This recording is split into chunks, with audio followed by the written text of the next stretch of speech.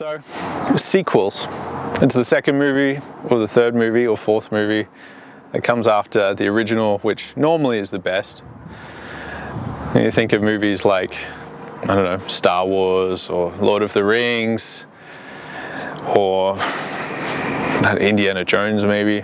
You think of all these movies where it's a story where it's the same characters who come back and continue on what happens after life in the first movie. In a way, Luke and Acts, it's kind of like Luke is the original story, Acts is the sequel, but actually this sequel is actually really, really good.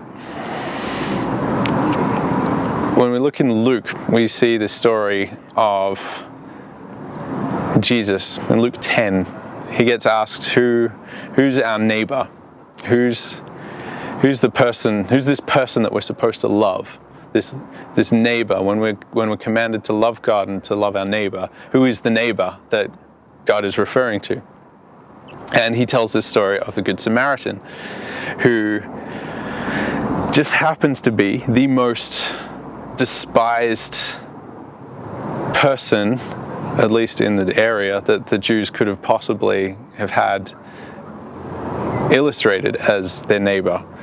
And not only that, but the story goes that it was an injured Jew on the side of the road who was beaten and robbed, and it was a Samaritan, not the rabbi, not the priest, who both walked around, completely avoided him, but it was actually a Samaritan who bandaged him up, who took him into his house and fed him and basically got him better. And then Jesus says, that's your neighbor, the one who does that for you. And that's a really weird story because the Samaritan was so far away from Jewish culture. They believed weird things, they said weird things. It was really strange. Now fast forward to the sequel to Luke, being the book of Acts. And in Acts 10 and 11, which is where we're going to look in the Shonje coming up, we see Peter and Cornelius meeting.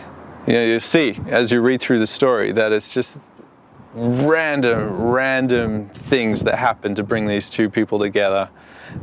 It really was God doing a work to bring them together.